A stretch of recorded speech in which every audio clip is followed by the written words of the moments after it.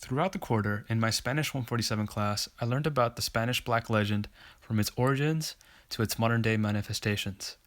For this video, I will focus on its impact on the education system in the United States and my personal experience. Before getting to that, I will provide some background on the Black legend for those unfamiliar with the term. According to the text, The Spanish Black Legend by Jose P. Sanchez, it is essentially the belief in the falsehood that historically, Hispanics were uniquely cruel, tyrannical, lazy, violent, treacherous, and depraved. This falsehood originated from anti-Spanish and anti-Catholic propaganda in the 16th century. One such piece was Bartholomew de las Casas' brief account of the devastation of the West Indies, where he documented the atrocities committed by the Spanish colonizers to the indigenous people, which almost led to their total destruction. Las Casas was a Dominican friar who was an advocate for the rights of indigenous people.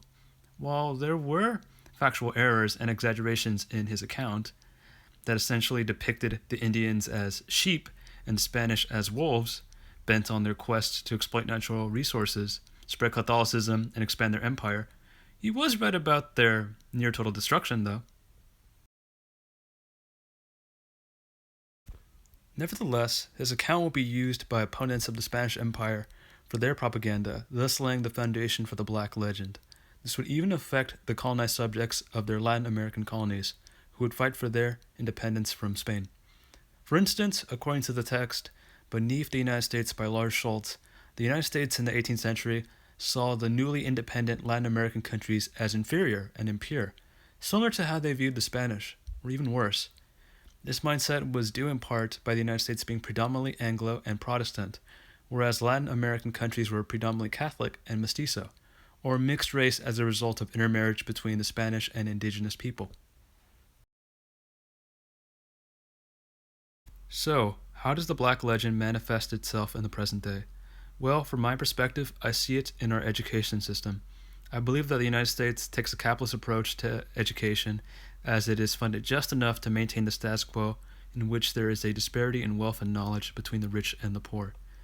As Christine Slater puts it in State Curriculum Standards and Student Consciousness, school curricula serves as a propaganda system for cultivating the loyalty of future workers to the state and nation.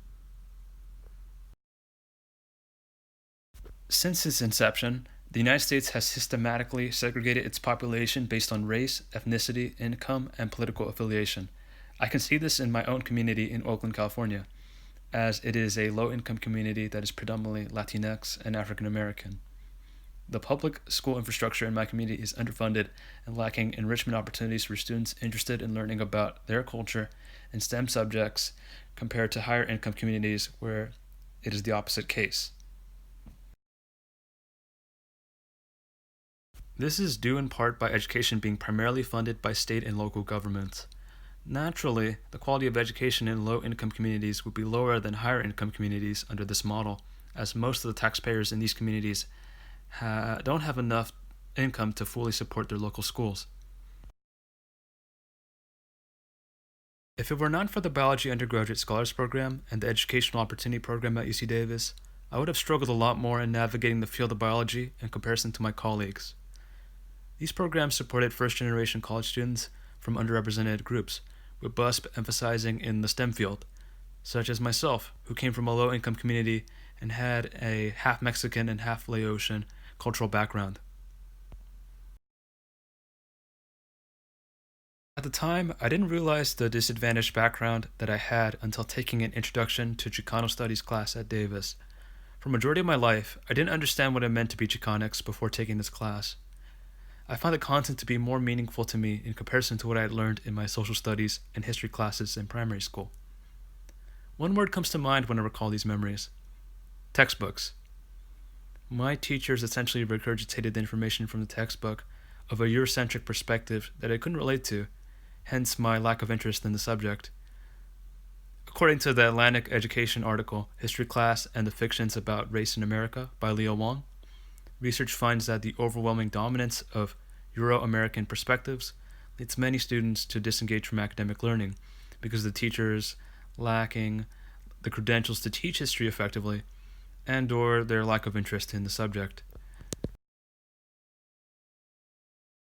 So, how do we address the issues affecting our education system? The main strategies I'd employ would be providing incentives for minorities, such as Latinx, to become teachers and making ethnic studies a part of the school curricula to make it more relevant to students from diverse backgrounds. According to the Urban article Diversifying the Classroom, students of color perform better if they have at least one teacher of the same race. I would incentivize people from diverse backgrounds to become teachers by increasing teacher salaries and offering loan forgiveness programs in exchange for teaching in high need areas, all while working towards allocating more money towards school infrastructure in low income communities. As for ethnic studies, according to the research article, The Causal Effects of Cultural Relevance, Evidence of an Ethnic Studies Curriculum, research showed that student attendance increased by 21%, GPA by 1.4 grade points, and credits earned by 23 from the introduction of ethnic studies. While it remains to be seen how most of these strategies will be implemented in the United States, they are ways that we can work towards improving our education system.